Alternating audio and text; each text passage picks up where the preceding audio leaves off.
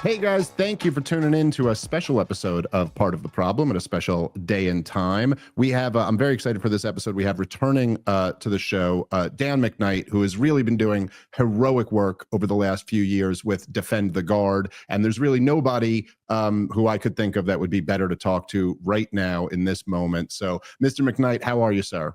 Good, Dave. It's great to be here. It's good to see you again. It's been a while. Yeah, it has, and unfortunately, the warfare machine has not quite been defeated. I want to get into some stuff with Defend the Guard and kind of the bigger picture of what this grassroots movement that I think is one of, if not the most important grassroots political movements in the country today. But before we even get into that, I just want to ask you, as somebody who's served in the war on terrorism, what this last week or two has been like for you as you see the war beats, the war drums beating for the next regime change war in the Middle East, the seventh of Wesley Clark's 7 countries in 5 years, and the kind of the striking similarity to the war drums beating in 2002 and 2003. You know, I was listening to Fox News yesterday and a little bit earlier today, and I swear they might have just been rerunning 2002 Fox News shows. I'm not sure. I noticed some of the new cast of characters, so I was like, oh, this is definitely 2025. But what's all of this been like from your perspective? No, absolutely. They had to get the old scripts off and dust them off, right? And just hand them to the next blonde lady with a low-cut shirt and let her read them.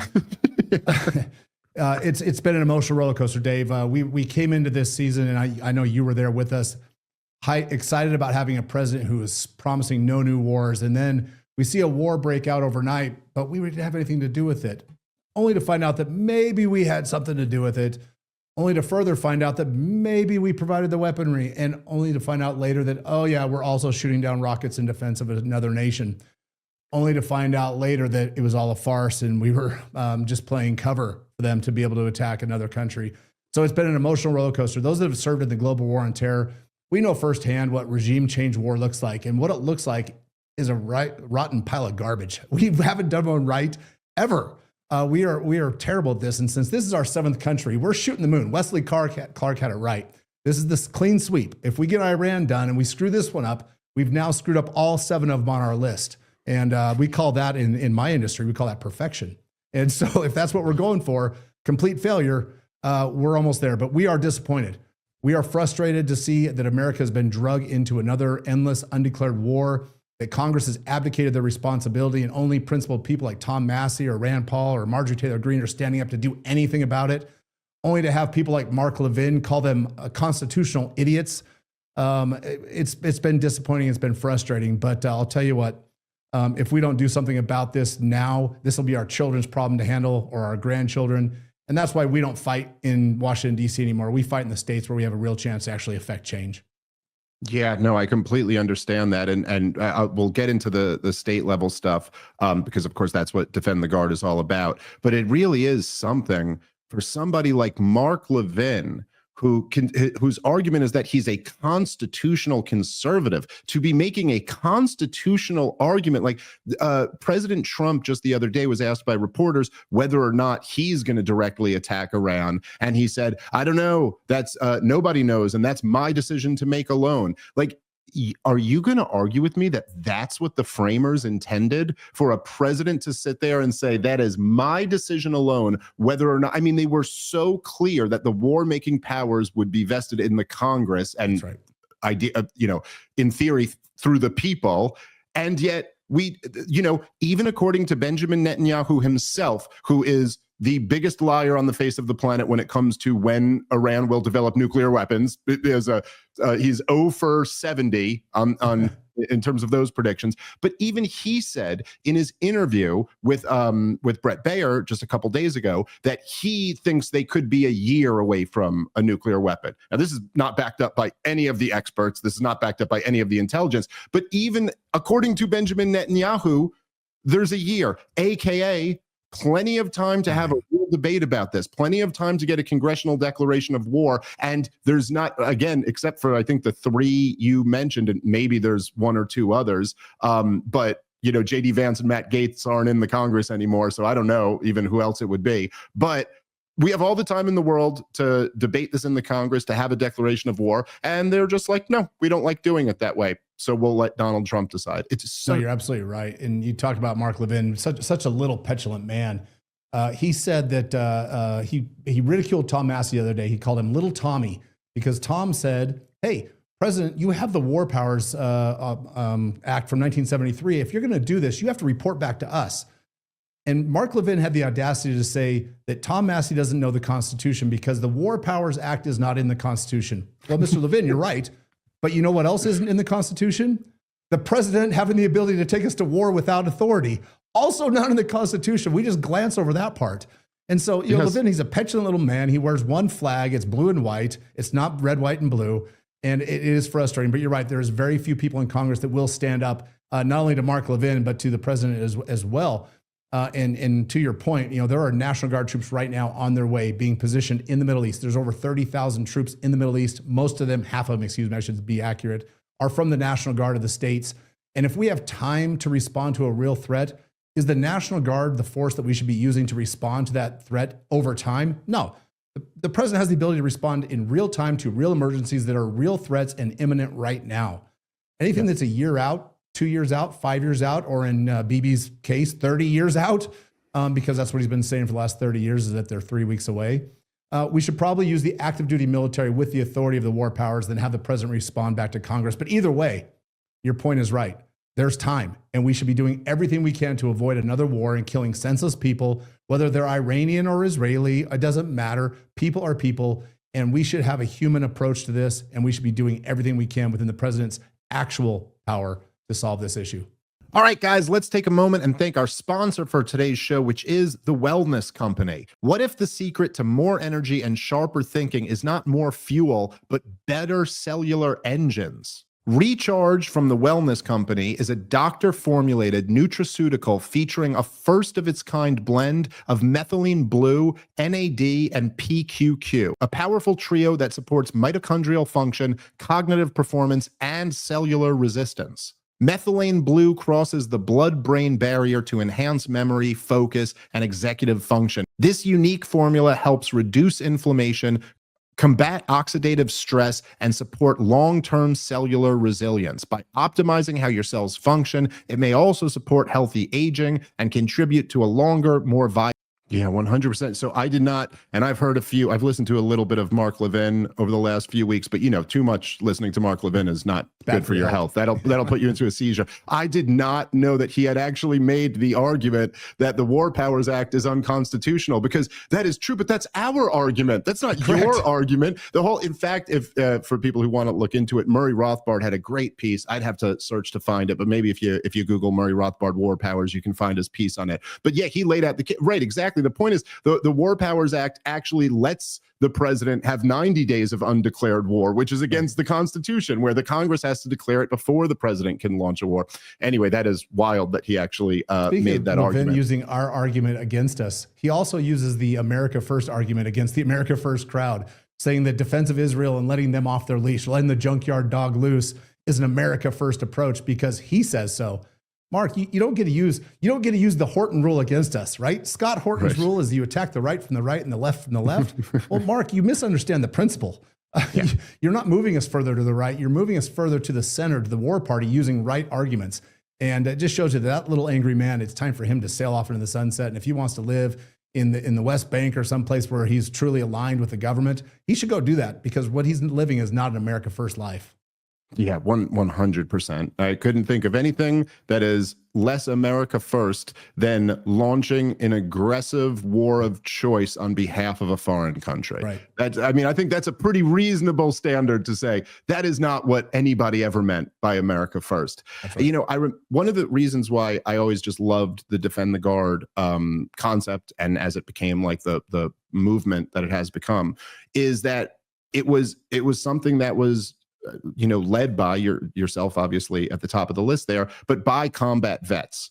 And I remember back in, I first got, into all of these kind of topics and interested in politics and foreign policy and these things during the Ron Paul presidential campaigns. And I remember when it first came out in 2008, the first report that their financials were released, and it showed that Ron Paul got more money from active duty military members than all the other candidates combined. There was something like 12 other candidates in the Republican primary, and they got more than Hillary Clinton and Barack Obama. It was more than all the other presidential candidates. Active duty military were sending their money to the only guy who was saying, let's end these wars right now. And of course, this is when it was in 2007, 2008. This was only, a few years, although they were very bloody years, but only a few years into the war on terrorism. And so I just think it's like incredibly powerful to point out that these guys like Mark Levin and Ben Shapiro and Douglas Murray and the whole rest of them are all a bunch of chicken hawks. They all advocate for all of these wars, but never served in any of them. Meanwhile, the American people don't want another war. And then probably most importantly, the actual people who you're asking to make this, ultimate sacrifice, they don't want to go to war anymore. And I mean, that to me, I remember when I saw this in 2008, I was like, well, that should be the end of the conversation right there. I mean, why are we even continuing? Like, the boys who were asking to go do this don't want to go do it. So sorry, unless you guys want to go do it for them, you shouldn't get to fight an elective war against the will of the people who have to go fight it. That's right. And here's the thing about the military. We're not a conflicted bunch like a lot of people think we are. We don't want to go to war. But if we do need to, and it's in the actual defense of our country, there is nobody that will stand up first and go charging into battle with proper authority, with respect for our Constitution, and willing to pay that price with everything up to and including the value of our own lives. That's the military. That's who we are. We sign up for that. What we don't sign up for is to go guard oil wells in Syria and die in Tower 22. We don't sign up to shoot down drones over Israel that are being fired from Iran. We don't sign up to fight all across the Horn of Africa in the Cocoa Wars. There's things going on around the world that the National Guard, the military in general, is being used for.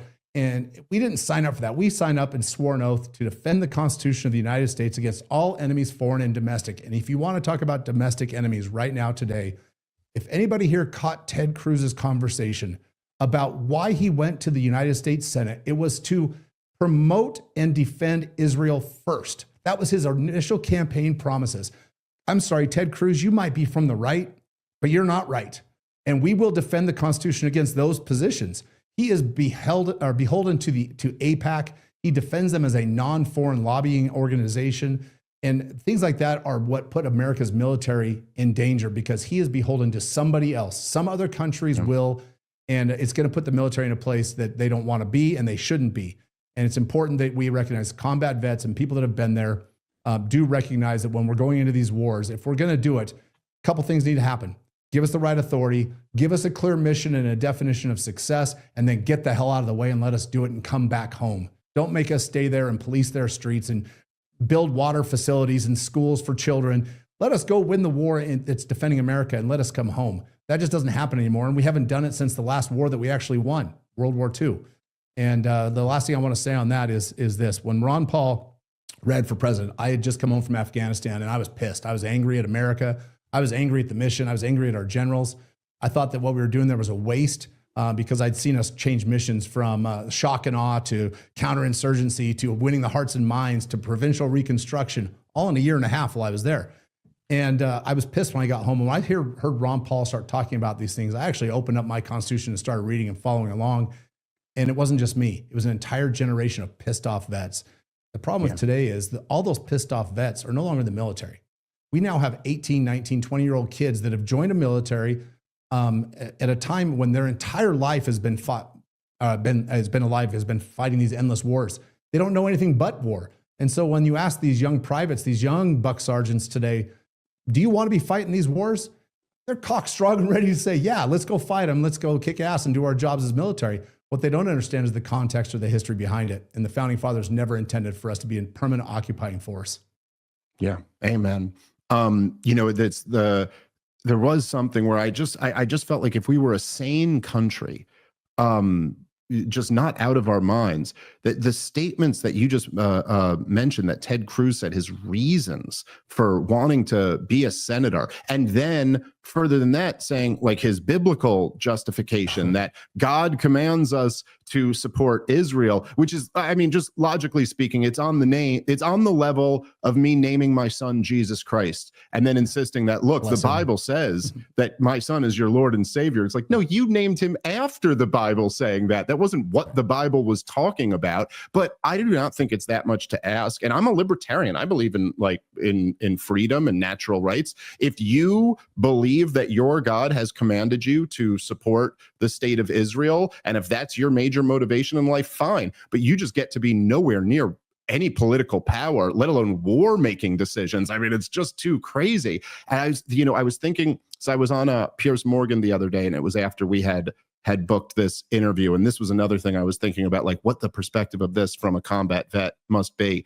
But at one point, he said, I forget exactly how we got to this, but I said, we're supporting all these regime changes. I'm supposed to celebrate that Bashar al-Assad fell and now a member of al-Qaeda has taken over the country. And he said something like, he was like, well, Nelson Mandela was on the terror list and then he ended up being a good leader and helping his country. So we'll see where Jelani goes, but, and I'm like, whoa, wait a minute. You sold us this entire war on terrorism that we were going to go take out al-Qaeda, the guys who took down the towers in my home city. And now you're telling me that in the latest phase of the war on terrorism, that actually, look, you got to make up with al-Qaeda because Iran funds Hezbollah, and that's a problem for Israel. So we got to take out the regime that fights wars against al-Qaeda, side with al-Qaeda. I mean, this is like, if you had said this, your point to the younger generation who wasn't alive for this time, but if you had said this to the American people, let alone the American military in December of 2001 or 2002 or 2003 or something, that, oh yeah, actually we're going to have to forgive and forget with al-Qaeda while we continue to fight these terror wars. I found it just a truly astounding ask of the American people. And if you think about the guys that have been there who've lost friends, who've lost loved ones fighting al-Qaeda, fighting ISIS, and now you look in Syria where we've got American dollars supporting ISIS in one faction. We've got American dollars supporting al-Assad in another faction. We've got American dollars and intelligence supporting the rebels. We've got American dollars and American boys shooting at American dollars and American boys, all in support of an unclear mission and a regime change war that's clearly going to end terribly.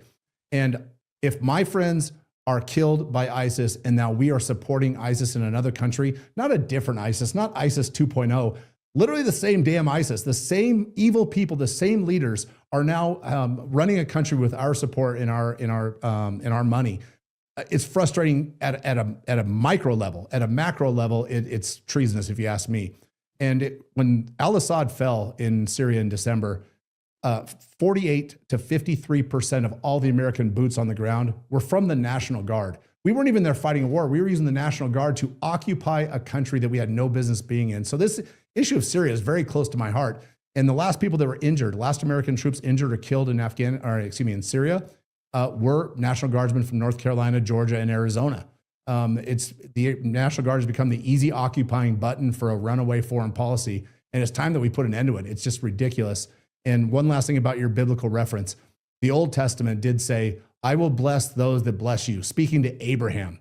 And that's been interpreted to say that they were talking about the nation of Israel. Well, they weren't. Yeah. They were talking about the people of Israel at the time, a religious and an ethnic group. But guess what?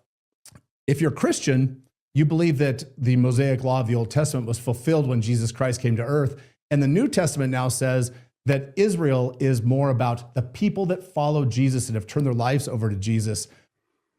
No offense, Dave, have the people of Israel, are they followers of Jesus Christ? It's a minority. It's a minority for sure. Yeah. They think he was a great man in most of the country, maybe even a prophet or a rabbi or a leader. But I wouldn't say they've given their life to Jesus Christ. And so the New Testament is clear. The evangelicals have got this story all backwards. And I'm not a super religious guy. It took me 10 minutes to find that reference in a Bible on my own. I knew that the New Testament replaced the laws of the Old Testament, but I don't know how to make that argument because I don't wear a holy cloth around my neck. Yeah. No, I agree with you on both counts. I'm not a super religious person. I mean, I believe in God, but I'm not like this book is right and this book is wrong kind of guy. but I know enough to know that this argument is just completely ridiculous. And this is an absurd propaganda interpretation of the Bible. And particularly if you, particularly from a Christian point of view, where, yeah, like this was already answered when Jesus came. That's kind of the whole point of Christianity. So let's get into a little bit, because obviously we've had you on before to explain this, and we've talked about it on the show before, but just for anybody new who doesn't know, just lay out, what is the Defend the Guard movement all about? Absolutely. Defend the Guard is a bill that's been around for a few years. It's a piece of state-based legislation. We realized that we couldn't fight in Washington, D.C. because nobody in D.C. would give the combat veterans the time of day. So we left the swamps and we decided we were going to fight in Boise, Idaho, and Bismarck, and Phoenix, and Tallahassee instead of in D.C. And the Defend the Guard legislation says this essentially, that the National Guard from the state, whether it's Idaho or Arizona or Texas or wherever, shall not be released into federal service for the purpose of fighting in undeclared wars, period. So what it says is Congress has to declare war before the National Guard can be activated. It's a fail-safe. It's a pause, a moment in time when the governor and the legislatures of the state get to flip a middle finger to the broken rule of law. You're not taking our sons and daughters, our teachers, our mechanics, our tradesmen, our police officers who have volunteered to protect our state and our homeland to go fight in Qatar or Iraq or Syria or anywhere else in the Middle East or Eastern Europe or Africa, unless Congress has done it with the right authority. Then the National Guard can be activated. This is constitutional. All we're doing is redefining the terms of the Constitution clearly in today's lexicon, because it's been abused and mistreated. We're not rewriting the law at all. We're clarifying it and giving the governor legislative prohibition ability to tell the federal government to beat it. Pound sand. You're not taking our boys to go fight in some undeclared war. And we've got it in over 30 states introduced now. We've passed the Senate in Idaho. We've passed the Senate in Arizona 3 times. We've passed the House of in New Hampshire and Virginia. It passed this year 99-0. Full bipartisan support in the House. And we're moving forward in Arizona. It's waiting to go to the governor's desk right now. It's being stonewalled by a, quote, America First Speaker of the House, Steve Montenegro, right now, who claims to be pro-America First, but he's holding the bill back. It's already got the numbers. We've already whipped the floor. We know the vote count. Senator Wendy Rogers has pushed it through the Senate 3 years in a row, and each year it gets to the House, it's stonewalled. And this year it's Steve Montenegro. So if you're in Arizona, go to defendtheguard.us, click on Arizona on the map, and there's a place there where you can tell Montenegro what you really think and feel about him. Or even better yet, we've got about 150 volunteers that are in our organization that jump on the phones and they blow up people's phones in the State House. And you want to talk about moving the needle? 150 volunteers calling 5 minutes apart to one person's office will change votes. It happens all the time in real time. And if you want to be a part of that, defendtheguard.us/phone bank. And our great field director, Diego Rivera, he will train you and teach you how to be effective as an activist, and how your 5-minute lunch break, you can give us 5 minutes on your lunch break, you can change United States foreign policy. Yeah, 100%. And it's like, really, it's such an important time to do something like this, because you really do. And look, I don't want to overstate this, because we don't know exactly what's happening here, but Donald Trump, just to be clear for everyone, to kind of put some urgency behind this, Donald Trump, first of all, I'll say this, okay? I had some sources on the inside who told me about 48 hours before Israel struck Iran that Israel was going to strike Iran. And they did. So the sources were correct on that. The same Were you sources on the Atlantic tweet thread or something? Or the text I was thread? not on the Atlantic tweet thread, but I know some people who know some people. And then the same sources told me that on Monday night, America was going to join in on the war and America was going to attack Iran. Now, Monday night comes and Donald Trump posts this evacuate Tehran tweet, and then had his thing about unconditional surrender. And so when I saw that, I went, oh, wow, this is the information I got was correct. America's joining the war. This is it. It's happening right now. That didn't end up happening. And now it's being reported that Donald Trump is taking a week to 2 weeks to make his decision over whether the U.S. will formally, as if we're not already involved, but will formally enter the war. And I'm just saying that it is a plausible thought here that the fact that so many people with tremendous influence like spoke out against this war. And I'm not talking about me. I'm talking about Steve Bannon and Tucker Carlson and Charlie Kirk and Marjorie Taylor Greene. And as you mentioned, Thomas Massey and Rand Paul and Alex Jones and Candace Owens. And I'm sorry? Matt Gaetz. Matt Gaetz was phenomenal on this. And I'm probably missing a few others. Charlie Kirk was actually very Amazing. good on this. And so when you put all of those guys together, you're talking about a huge percentage of the influential people in the MAGA world, in Trump's own base. And what that does is it lets Donald Trump know that this is going to be incredibly politically costly for him to do this. This might be the thing that has prevented this strike from happening already. And if they are aware that there is a grassroots movement of combat vets who are dead set against the being used in this way, like I'm just saying, making these phone calls right now, you really cannot overstate how important it is. This could be the difference between another catastrophic regime change war and avoiding one. Look, if they know that they're like the National Guard themselves does not want to be used, or even if there are legislative victories and can't be used in this way, again, this could be the difference. These are politicians we're talking about after all. They respond to political incentives. Now, of course, they might respond to big money incentives even more, but if the political incentive is strong enough, you can move these things. As I'm sure you remember well, Barack Obama announced that we were going into Syria to do a regime change war there. And it was the pressure from active duty military members, this massive internet campaign of active duty military guys saying, I will not go die for Al-Qaeda, fighting for Al-Qaeda in Syria, that ultimately stopped him from doing that. Now, look, he ultimately got the regime change anyway. We fought a dirty war there, but still, that was a heck of a lot better than having another Iraq or Afghanistan on our hands. And so, just saying, like, look, I'm not trying to be like pie in the sky here and pretend that the people really have all of the power or something like that. But there is some degree of power that the people have, and this is the time to exercise it. Like, That's right. No more important time than this. That's right. And if you look at this where society is at today, first I want to actually address that last point. The power is with the people. We just have to take it back. All right. It's there. It's ours. We have given all the authority to Congress, who has then abdicated and given it away to the president. The only way we're going to fix that is if we take it back. And the only way we take it back is by taking action. So you look in today's society right now, we've got the No Kings riots in thousands of cities across the country, the National Guard being deployed to the border for border security, being called into the streets of LA. And then you look in Arizona, where the National Guard, where the governor there signed a treaty with the Sultan of Oman to defend their border against Yemen. So the National Guard is being split all over the world, not only fighting in endless wars, but also protecting other nations against potential enemies. They're protecting our own southern border. They're enforcing the rule of law, possibly violating the posse comitatus. I don't think so, but some people do. That was my best Donald Trump impersonation. I don't think that, but others do. So what better time was there to use the National Guard as the cudgel to force a correction? Right now, the National Guard is the only constitutional mechanism that we have to defend the homeland, to enforce the rule of law, to keep these rioters off the streets and throwing bricks and cars off of overpasses and burning down buildings and dumpsters and just creating chaos. The National Guard is our mechanism. They should be home to repel an invasion, to put down an insurrection, to enforce the laws of the Union. That's what it says in the Constitution. You know what it doesn't say? Fighting undeclared wars overseas. It doesn't say it at all.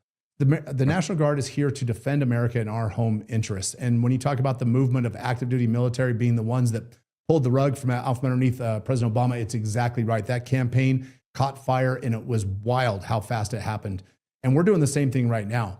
We're using veterans with skin in the game, and maybe even a limb lost, to tell their stories and say, it is no longer my obligation to fight your undeclared and endless wars. And it won't be my children's or my grandchildren's. Legacy members of the military, families that have served for generations, are backing out and saying, no more, not until we get this fixed. And it's a sad state of affairs when people in your country who have proudly served the military in the past are waking up to recognize that they're nothing more than a pawn in the defense military contractors' puppet show.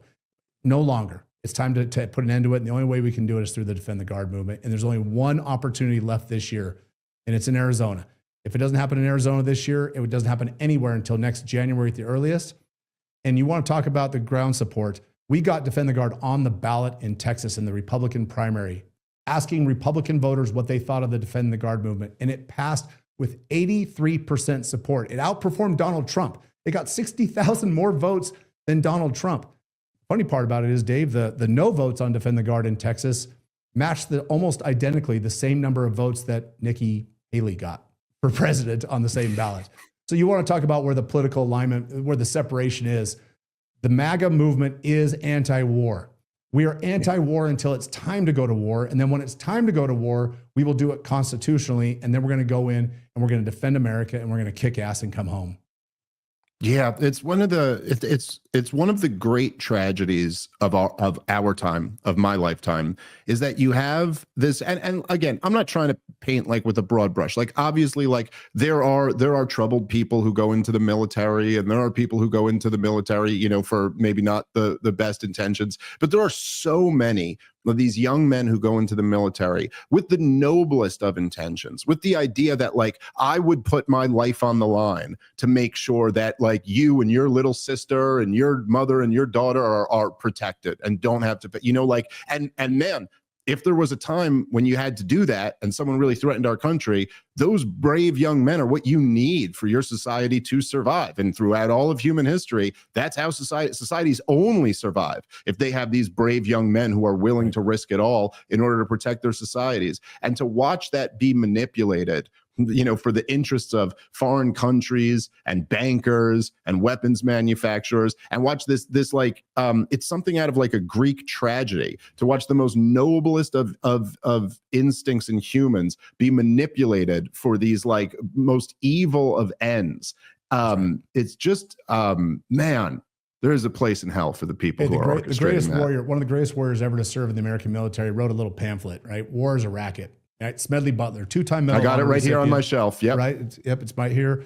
In fact, I've got a little statue back here next to Thomas Aquinas of Smedley Butler. He's an absolute hero of mine.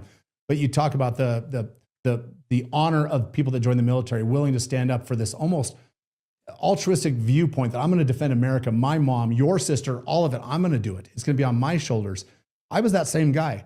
In 2005, when we were getting ready to go to Afghanistan, me and 7 of my buddies, we were in Fort Hood, Texas, training, getting ready to go. Well, Fort Hood happens to be just a couple-hour drive from Crawford, Texas. And what's in Crawford, Texas, you ask? President George W. Bush's ranch. We were so bought into the mission.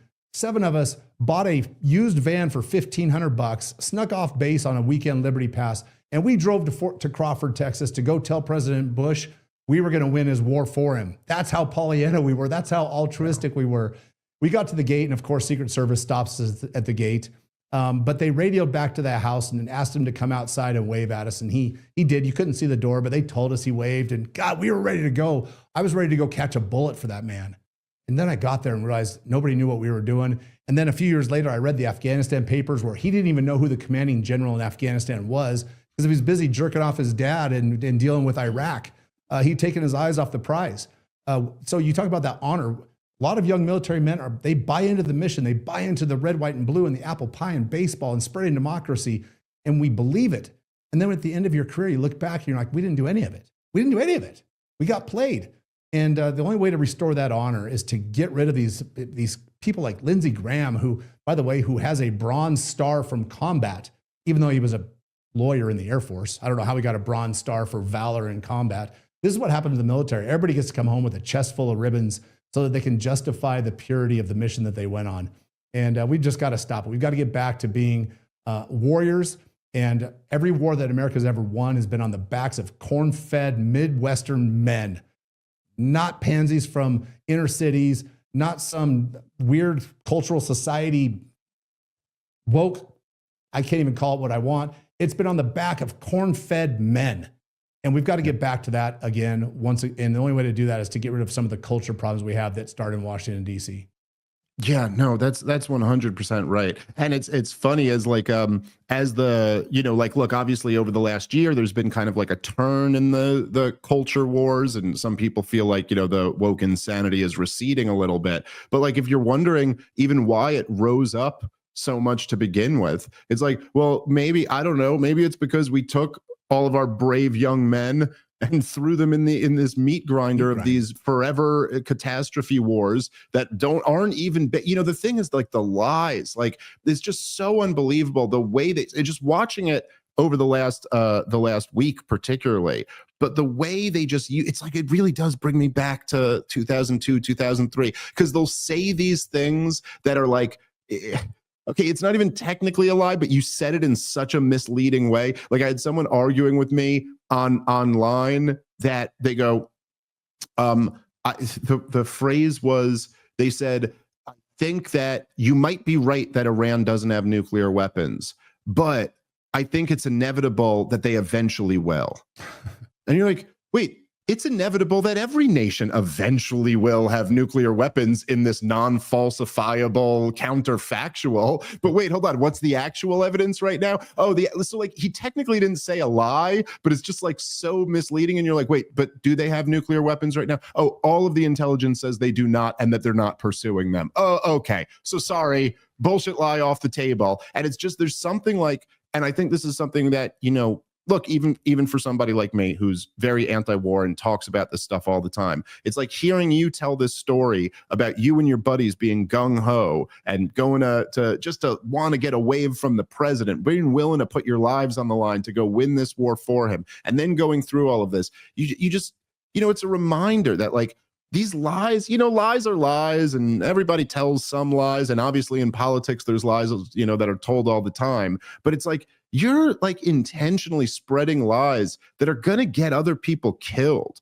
that are going to get other people to kill other people, to do horrific things to other people that they otherwise would have no problem with. You're going to leave, you're leaving little 3-year-old boys and girls without dads, or with a dad who's got a limb blown off. I mean, this is just like, it's so consequential, these lies, and the way people throw them out so flippantly without really like thinking about the weight of what the ramifications of this policy are going to be. And then the way they talk about it, like it's all going to be so easy. We'll be greeted as liberators again. It's like they seem to have like no interest in even attempting to understand the actual dynamics on the ground of what doing something like this is going to look like.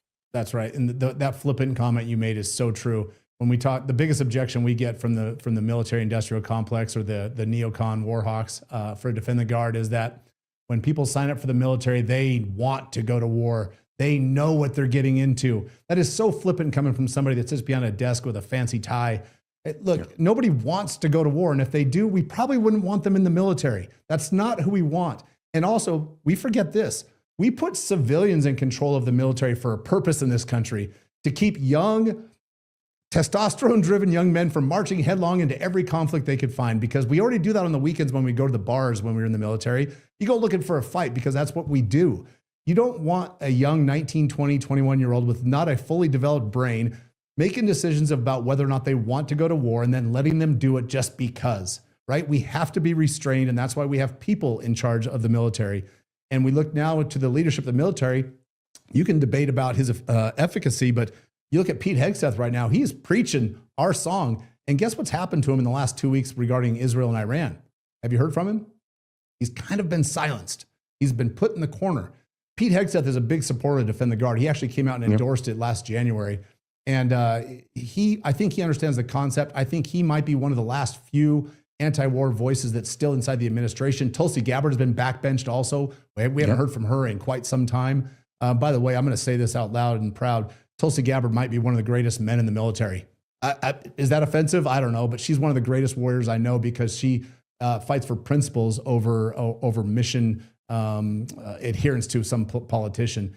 But there are people in the administration that still have the president's ear. You talk about all the influencers, Charlie Kirk and Bannon and Tucker Carlson, Jack Posobiec, who is also a combat vet. I should have mentioned him. Yeah. They're some of the greatest voices. And if you look back at their influence over the 2024 election, President Trump does not get elected without those groups, without Charlie Kirk and Turning Point USA, without Bring Our Troops Home and the Defend the Guard movement, without Jack Posobiec, without Tucker Carlson. He doesn't win. And so he should be listening to those people. In this 1 or 2 week pause, I'll take it. And we're going to continue doing what we've been doing. We've been threading this needle. Mr. President, use every ounce of diplomacy you have. And if you make the decision to go to war, we beg you, go to Congress. Go to Congress and make them put their name on the line. Go to war with the informed consent of every congressional district in America before you take that action. The president does have the ability to respond to a threat. He should and can defend America. But Iran does not have a missile that can barely reach the far side of Israel. They definitely don't have one that's going to reach all the way across the Pacific or the Atlantic, whichever direction you decide to go, or if the Earth is flat, I guess it would be to the left. They don't have one of those missiles. So our imminent threat to America is only because we have troops positioned surrounding them, and that we've attacked every one of their neighbors and relentlessly beat them back into the third world.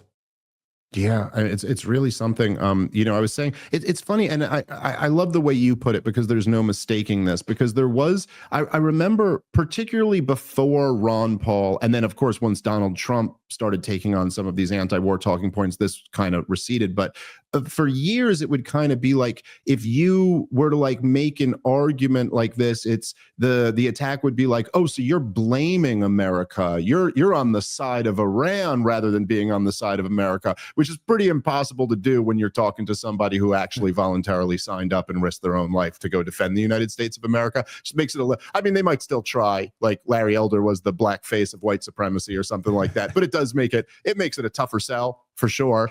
And there is something where, again, I've tried to kind of drive this point home, but so much will be made of the Iran chants death to America. And it's like, oh, well, I mean, they chant, do they? Well, then I guess we have to go see about these chants. And look, I am just saying, I am an American. My only loyalty is to the United States of America. Right. I could care less about the Iranian government. Like I'm a Jewish libertarian. What do I have in common with the mullahs? You know what I mean? Like this, like they're not my people. But at the same time, I also learned the lesson of Frederick Bastiat that there is a difference between your society and your government, right, which also could be a lesson of the Declaration of Independence. Like governments are just something the people create to protect rights. They're not like gods or kings, and they're not the same as our society. I'm loyal to America. I'm not loyal to the American government. And if you're going to tell me that the part of the justification here is that they've made threats,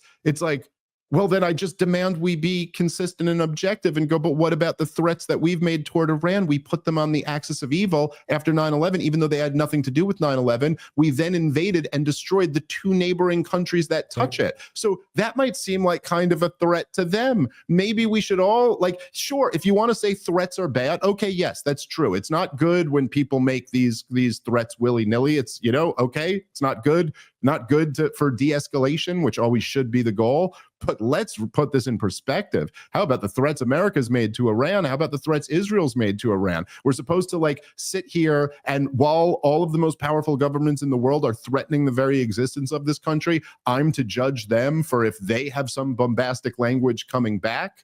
It just seems crazy. No, absolutely. And if you just to go to the north a little bit to the Ukraine conflict, we think about the warning that we got that niet means niet, right? Yeah. Not 1 inch further to the east. If we push NATO into Russia, Russia will respond.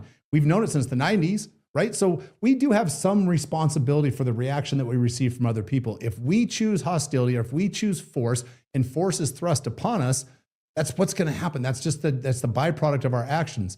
And it's treated as so anti-American to question our own motives. I like to always think about it in my own context. If Ukraine, Russia, China, Iran, whoever were to invade Mexico, Canada, Cuba, oh my God, that actually happened, and put missiles on our borders, what would we do in response as Americans? Well, let's push that even further. What if China built a military base deep inside of Nevada? What would we do I live in Idaho, that's right to my south. What would I do? Shit, I'd be down there with my hunting rifle, right? You want to talk about a war? America would be an insurgency. We would be the insurgents fighting against the occupying force. Now, I do believe that we have some greater honor. America is the greatest country on the face of the earth, the greatest superpower. We do have, I believe, a divinely inspired constitution. I think our government is corrupt as they come, but our constitution is divinely inspired.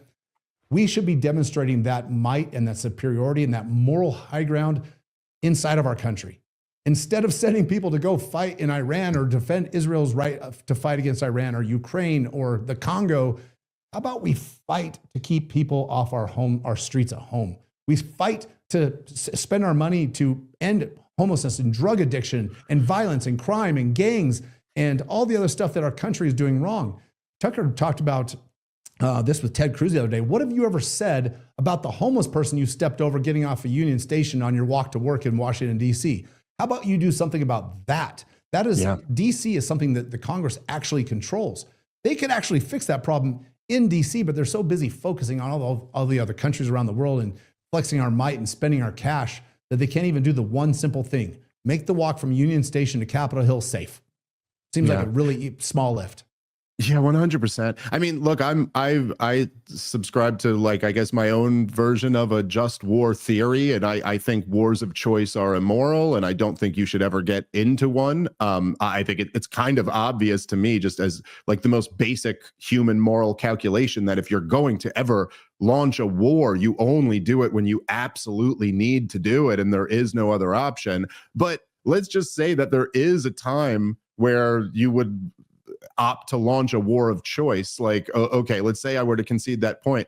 Well, like when your country's $37 trillion in debt and you got 100,000 drug overdoses a year, and we've had maybe 10 million illegal immigrants come into our country in the last 4 or 5 years, and have the worst political and tribal and racial and divisions of my lifetime, that certainly wouldn't be the time that you launch a war of choice. You know, that's a time when you pay attention to some of the problems you got at home. So I completely agree with that. Hey, I wanted to ask you about this before we're done, because I did think another one of the elements, which again is very consistent with all the war propaganda of the last 25 years, but one of the elements that I found truly unbelievable. I find it unbelievable that the talking point is weapons of mass destruction 2.0. That's pretty unbelievable. But the other one that might even be more outrageous is that it's that nation building here will be, or regime change will be easy here, and that that this won't require U.S. troops on the ground, and that the people of Iran hate their government, and therefore they will embrace. I guess this hasn't formally been proposed, but certainly implied, that the son of the Shah will be. We're now making the world safe for monarchy. Make monarchy great again. Right, right. Maybe spreading monarchy will work out. And it's really funny that I've actually heard a few of the hawks refer to him as the rightful leader of Afghanistan. So because he's the son of the person who the CIA put in power in 1953. So we are now hereditary monarchists, evidently. But as somebody who was, okay, look, Afghanistan is a different country than Iran. I'm not saying that there aren't different dynamics, but they are their next door neighbor. And as somebody who was a part of like a nation building effort in Afghanistan, what do you think about this when you hear people going like, oh, the logistics of this will be no problem at all. This regime falls, a real great guy will take over, and then there'll be more harmony in the region. What do you think? No, look, first of all, we're talking about anywhere between 90 and 100 million people in Iran. It's not Afghanistan. It's not Iraq. It's more than double the size of those countries.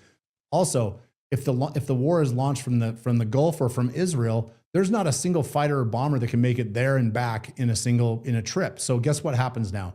Now the National Guard, which owns most of the air refueling mission for the United States military, is deploying all their KC-135s over there right now to occupy the skies and provide mobile gas stations. So the logistics of us to fight a war in Iran are infinitely different. We do not have a beachfront in Iran. We would be fighting from several thousand miles away, and the sorties would be just way more complicated. Next, we also know this. There has never been a war that's been won, peace that has been surrendered or anything without boots on the ground. So whose boots are they going to be, and where are they going to come from? Are we going to fight from Afghanistan as our base? I don't know. Then you're going to be fighting people from two directions. Are we going to be fighting from Iraq? I don't think so, because Iran, their regime, and Hezbollah and all of their proxies are in Iraq right now running that country. Where are we going to fight this war from? What's our beachhead? And there was a report out just a couple weeks ago. I was just talking to Doug McGregor about this the other day. There's a Marine Corps general that has said the Marine Corps is no longer capable of fighting as an amphibious mobile warfare unit. They no longer have the capacity to fight from the sea onto land. It's not their mission anymore. So what's the war going to look like, and where's it going to come from? Another great military strategist that I know, he's a representative in the Idaho legislature now. He was a 38-year naval aviator. He was the longest serving Navy pilot in U.S. history.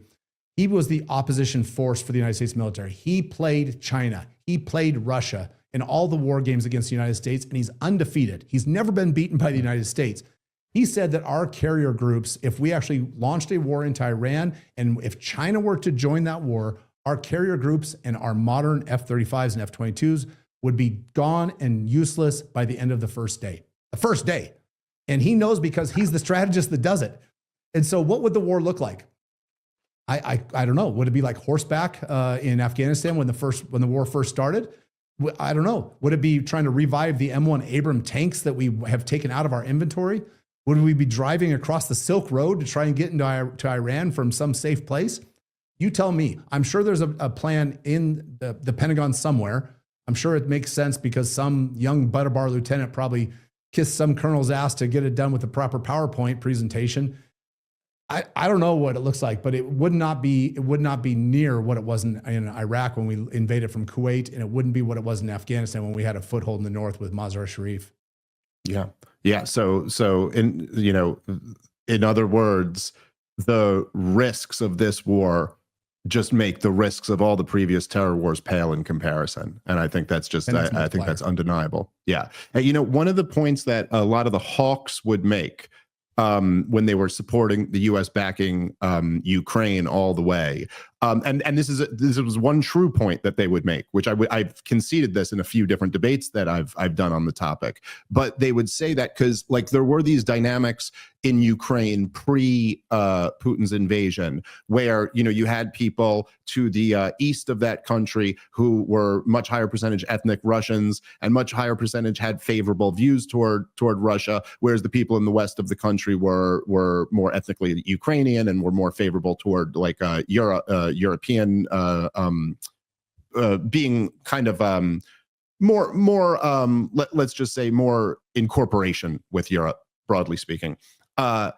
And they said that after Vladimir Putin launched the war, this dynamic has changed a lot.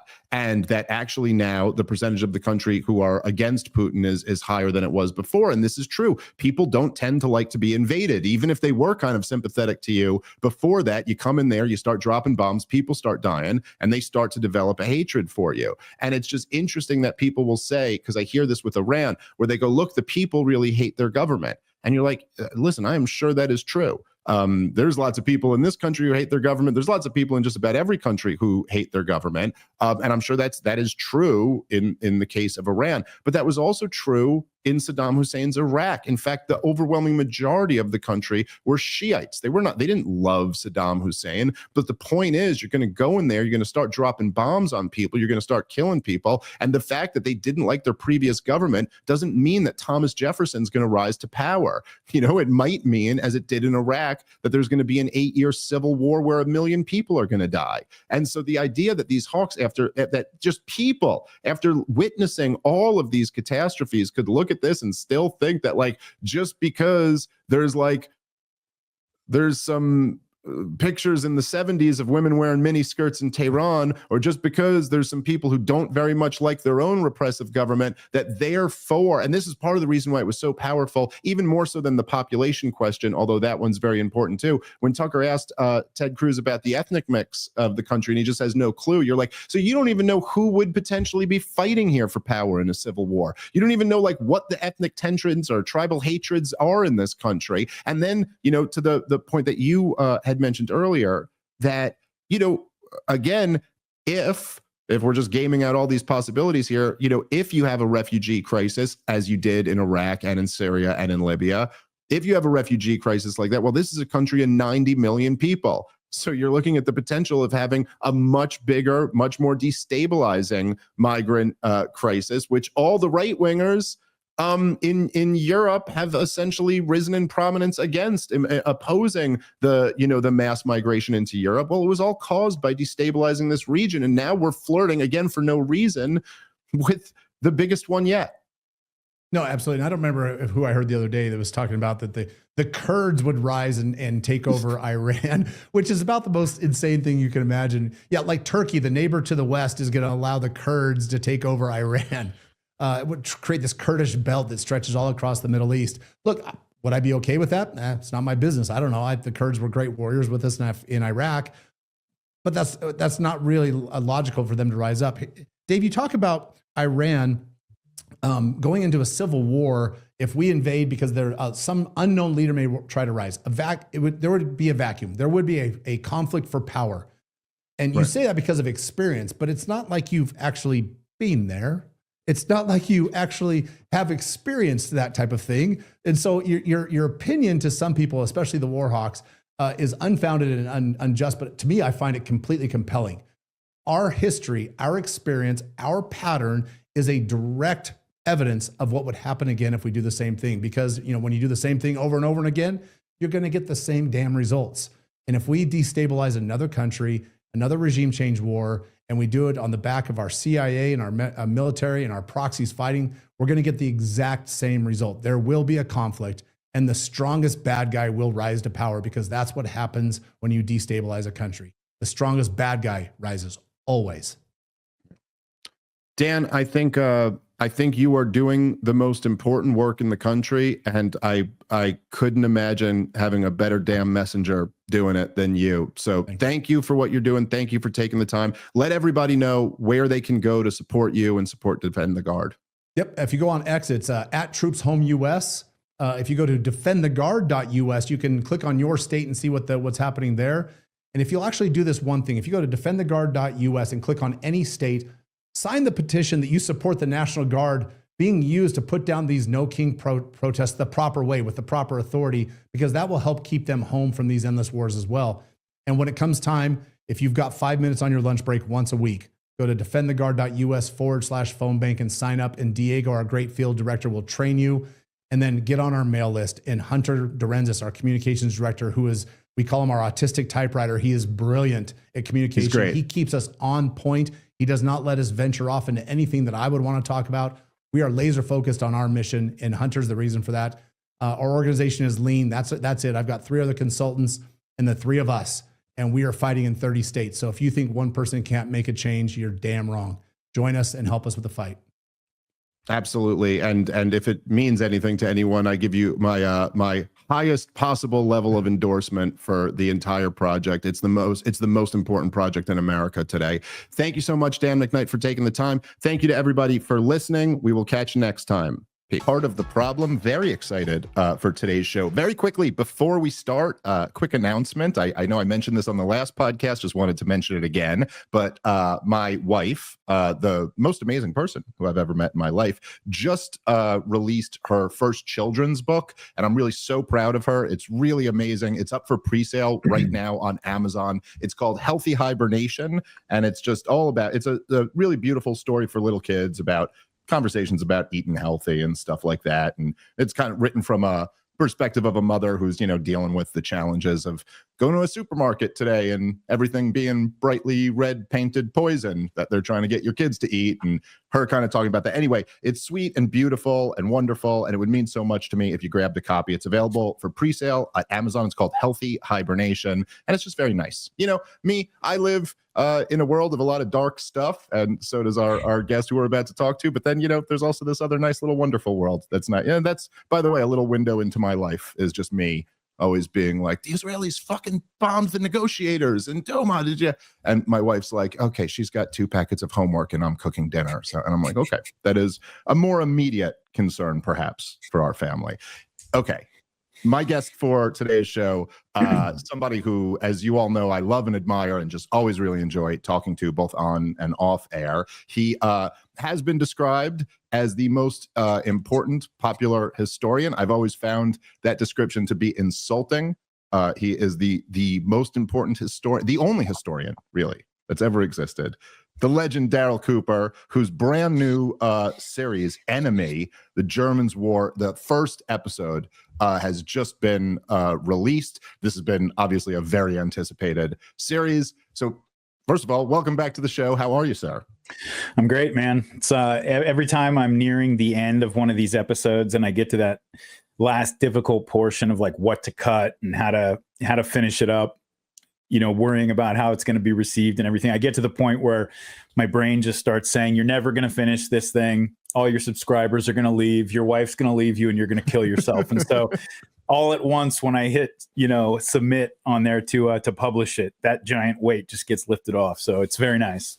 Yeah, I was, I was literally just talking about this with my buddy, but one of my closest friends, Louis J. Gomez, who's a really hilarious stand-up comedian, and he's just obviously it's a bit of a different type of project, but he just his hour special is coming out in the next couple days. I think he just put the trailer for it up, and it's like a very similar thing where he's like, dude, there was a time when I loved this hour of comedy, and then I just got to a point where I hate it more than anything, and now I'm just so glad for it to just be off my plate. Like, it's out there and I can't control it anymore. By the way, it's a great hour, so go check that out. Check out both Daryl's series and Louis J. Gomez's new comedy special. I don't think those two have ever been promoted together.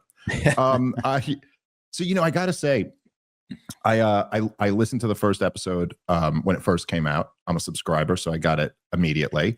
Loved it, and so I've been seeing some of the reaction to it, and I really did want to say this to you, that there is something that you've accomplished in this space. I hate saying this space, but in this new world that we live in, there's something that you've really accomplished that's really quite fascinating. I see the thing that your podcast is like the #1 history podcast on all these charts. This episode itself was like the #1 podcast episode. I see that number. You got like almost 200,000 subscribers just on Substack alone.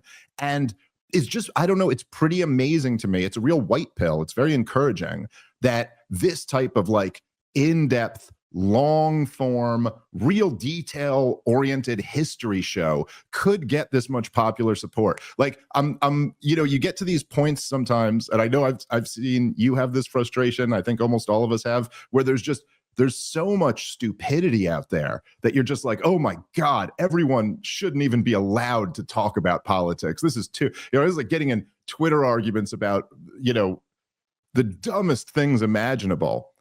And so anyway, it's just very nice to see that, wow, there really actually is such an interest in like deep dives into such important historical events, and an openness to rethink about these things. And anyway, it's just, there's a lot of people who get popular these days by talking about whatever the latest dumb culture war slop is, or whatever, whatever the latest silly thing is. And so it's just really cool. It's a really cool accomplishment that you were able to build up such a big thing doing what you do. It's very gratifying. Yeah. And it is white pilling, and I think it probably has to do with maybe a combination of a few different factors. The first just being that we're at a time in our own history, not just in the US, but really throughout the West, where people are really starting to question the narratives that they've inherited, from the past, or even at least questioning, at the very base level of those narratives, and especially after just all of the lies that have been told to us to such catastrophic effect over the last several decades. People are starting to wonder, like, about the people they've been told over the years. Are their enemies? Are their friends? What was good for them and what wasn't, and who really benefited from them. And so, that can go too far, obviously, and you just have to log on to Twitter to see how that can go too far. A lot of times, people start to question a little bit, and it's an understandable thing. You look around and you realize how much you've been lied to about really, really important things, and people, almost the natural thing to do at that point is to say, well, they're lying to me about everything, and to kind of clan up with your own people and just say, well, at least these are my people. I can trust them just not to hate me and not to want to just openly lie to me to hurt me. So I'm just going to stick with that. And then we silo ourselves off. That's how it can go too far. But the fact that, the structure has been a little bit wobbly, has really opened up a lot of space for people to question things that they thought they knew. And I think the other part, though, like maybe more fundamentally, is, people, you can go back 10,000 years. Human beings like to hear a good story. And I always try to, I don't pretend to be like somebody's history professor. Like, what I try to do is I try to tell them the story of historical event in a way that makes them want to go listen to a history professor, makes them want to go buy their book and read that book. And, and that happens a lot. I get a lot of people who, how like back in school, there'd be like the smart kids and the dumb kids, right? And the smart kids sat in the front of the class and the dumb kids sat in the back of the class. And then you go talk to one of the dumb kids about a 1986 Honda Civic, and you're like, oh, this dude's like got 140 IQ or something. And it's just because he's engaged on that topic. Like somebody presented it to him in a way that grabbed him. And a lot of our education system just fails to do that. And so, when I get emails from people, and I've gotten a lot of them from people saying that, I always thought of myself kind of as just, I'm not the kind of guy that reads a history book. I'm not the kind of guy that does that. I'm one of the dumb kids. I sat in the back of the class. And then, somebody just sent me your episode on this just because they thought it was badass and a good story or whatever. And that was 2 years ago. And now check out my bookshelf. I've read all these. And it's like, it really just changes the way they think about themselves, because people are usually smarter than they think. It's just a matter of being engaged. And so I try to tell a good story to make people want to know more and go out there and take the initiative for themselves. And I think that, that's the way you have to be able to present it. There's a lot of really good researchers out there. There's a lot of like people who I consume their content, for history podcasts, things like that. But I sort of have to slog through it because it's just not a great story. It's kind of a bland lecture. And I say that with gratitude toward a lot of the people who I learn a lot from. But being able to try to tell it in a way that places the person into the story, in a way that, I mean, the events that we describe, most history books describe, are so overwhelming in the, just in just the level of human emotion that's involved in these things, that, you really do a disservice to our own history in a lot of ways if you don't tell it in a way that really makes a person feel that. And I try to do that, and sometimes I succeed better than others, but it seems like this one's going over well. So. Yeah. Well, I think there's something, and this particular, like, this applies to me too. But there's something where for people like me, I mean, look, I've never been to war. I talk about war a lot and I'm really opposed to it, but it's very easy for people when you're talking about something that you haven't experienced firsthand, particularly, it's very easy to talk about it. And this is how, again, as you said, a lot of those dry lectures that you're talking about do the same thing, where it's like, okay, here's the story of the war. And it's like, in this capital city, they made the decision to attack this area, and then they invaded here, and then this happened, and then this country joined in, and it's like, and what, even today, talking about like the Israel, Gaza conflict or whatever, you could tell the story of like they took over this territory in 1967, and then they withdrew in 2005, but they didn't really withdraw, but they withdrew, but still control. But then there's a whole different angle to the story of just being like, hey, here's the story. There's a 7-year-old boy right now. You know what I mean? Like walking through a street of rubble, seeing a little piece of his mother's dress, and they have no idea where and what you always try to do in your work is almost like force the listener to come to grips with the fact that these are real human beings who were really existed just as much as you exist. As you always say, were a 3-year-old just the same way you were a 3-year-old once. And I gotta say, so in this first episode, which is already out, I don't want to spoil anything for the end. Who knows if the Germans win or not? We haven't gotten that far yet. But the first episode, you're talking a lot about World War I. It's all about World War I. Well, actually, real quick, Dave, actually, I thought it was just a story about a man with a violent past who launches a ultra-violent war against his enemies after his beloved dog is taken from him. Okay, well, sure, yes. There's all many different aspects to it. But like when you get into the description of trench warfare in World War I, which I guess I like to think in my mind that like I had a picture in my mind of what trench warfare looked like, but I'm picturing like a group of guys and his buddies shooting out of their trench or whatever, taking cover is something I've seen in a movie. But when you actually get into the details of like describing what these guys went through and what it was to live in a trench, go listen to the episode if you haven't already, but the details of everything that they were dealing with. And, you just think about the fact that, look, even obviously it's a big ask to ask any of our boys to go fight in Afghanistan or Iraq. And I'm not downplaying what it was to go through that, but this is like nothing compared to what these boys in World War I went through. And the fact that, I don't know, it's crazy. I guess it's part of being a human being, is we have to be able to move on and go about our lives. But like, this was only a little over 100 years ago. That is not that long ago. It's two of me and a 20-year-old ago. you know? And the fact that these were like 17-year-old boys by the tens of millions across the civilized world were put into this. It's like we should spend all day, every single day thinking about this. Obviously we can't because nothing would ever get done, but it is just so, it's so disturbing and dark and just important. And you really do have an ability to like bring it to life with your storytelling. And then when you put it like that, you go, how could this ever be boring to anyone? This is the most compelling story you've ever heard of. Like, it's just crazy that anyone wouldn't be interested in this. Yeah, the crazy thing about the First World War was, you know, well, if you think back about how the whole thing unfolded, right after the Archduke got assassinated in 1914, it was a matter of just over a month, all of Europe was at war. I mean, it was like peace. All of Europe is just slaughtering each other, like within a little over a month, right? And it wasn't. And again, you know, our guys and the people that they fight when they go to Iraq and Afghanistan, all those people go through a lot. It's a harrowing experience in a lot of ways. But it's also something that, you know, we have like tours of duty. You know what I mean? Like you go out, you do your time, you do your mission, you come back, you recuperate for 18 months, and then maybe you go back out or something. This was not like that. This was, you're going into the trenches and you'll be done when the war is done, or you get killed or you get too wounded to like man your position in the trench. And so this is your life. And for a lot of these kids who were 17, 18, 19 years old, you know, this wasn't a tour of duty they did. This was how they spent their young adulthood.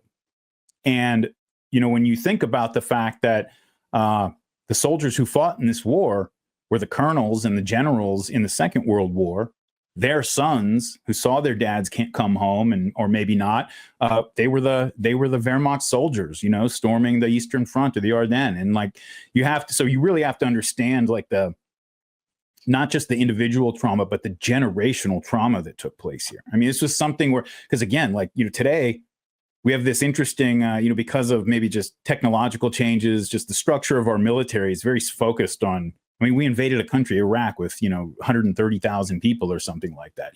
And, you know, it's something that if you go to San Francisco, maybe liberal area, San Francisco, and you talk to somebody, say, how many people do you know that have served in the military?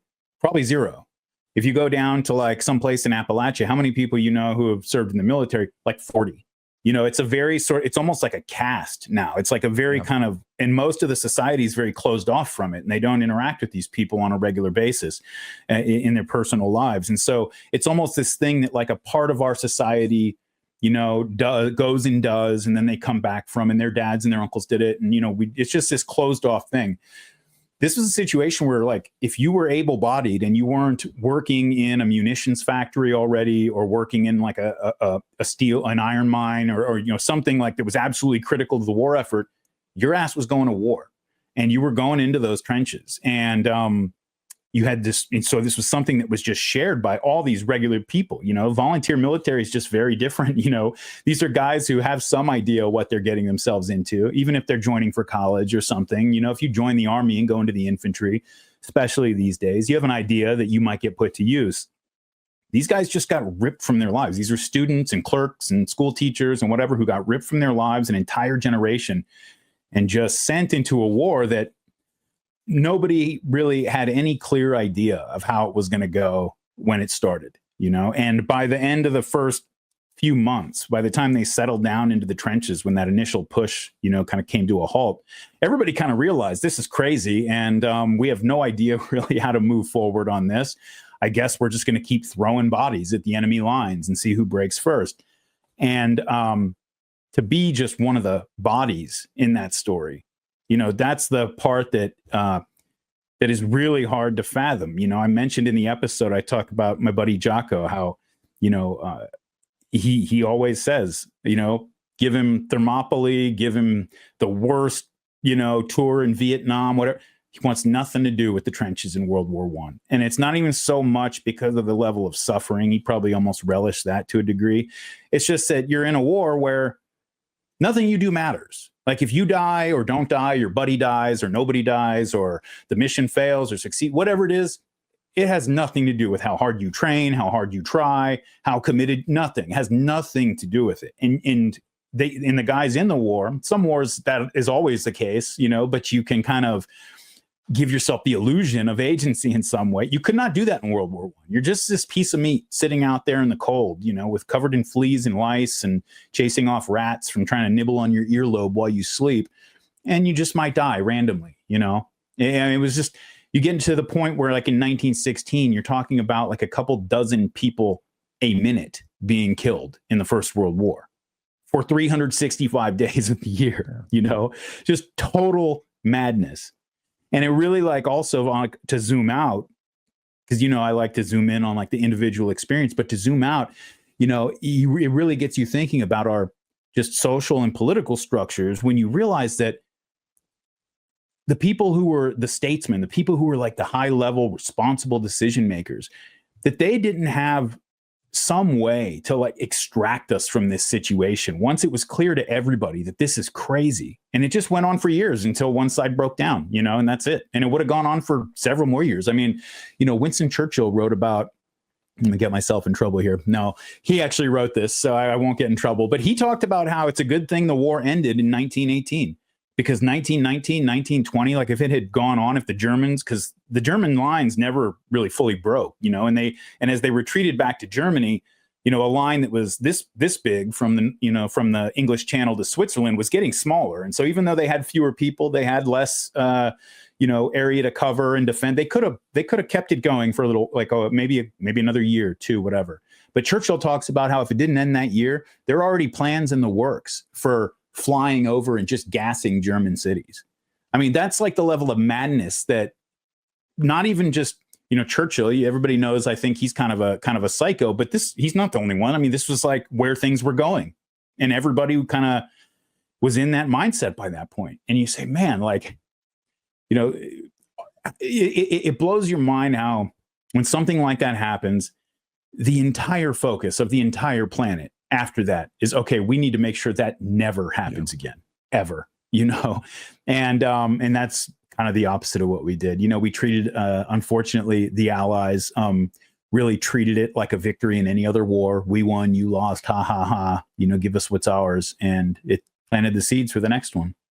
Yeah, that's right. And I think that in terms of zooming out, or the connection, I guess, in a way between like zooming in and then zooming out, is that it's impossible to understand what comes next without the context that this had just happened to like an entire generation of people. Like in your series, Fear and Loathing in the New Jerusalem, which I think is probably up to now, I think this is probably going to be your biggest series, but up to now, I think that was probably like the one that, like most people, probably more than any other one, had been like, oh, that's the one that got me into the show, or that's the one that really blew up. You had this phenomenal series, and then of course after October 7th, this was the thing that people wanted to learn about, and so it was a very good tool for many of us. But there's one point in the series where you start talking about the starvation that had impacted like Syria and that area before, because you have to kind of understand, in order to understand the mentality of these people, that like, okay, 5 minutes ago, they were like eating their neighbors because they were that hungry. And what does that do to you?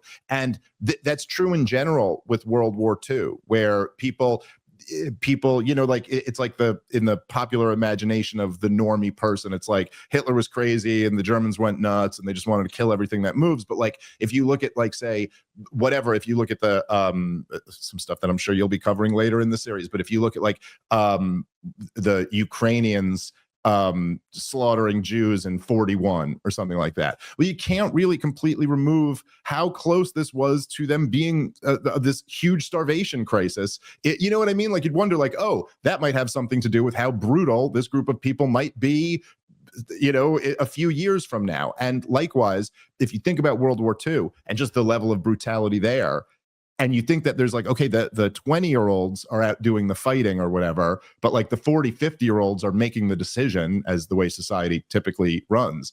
You're like, yeah, but what did they come up in? They came up in World War I as being something that I guess was already at least within the realm of things that possibly could happen. To your point, what's already set up at the end of the first episode of this show is of this series is that, like, right, the only lesson could have been that was the war to end all wars. Like, oh my God, what a disaster. I guess we all had to get together and decide never to do that again.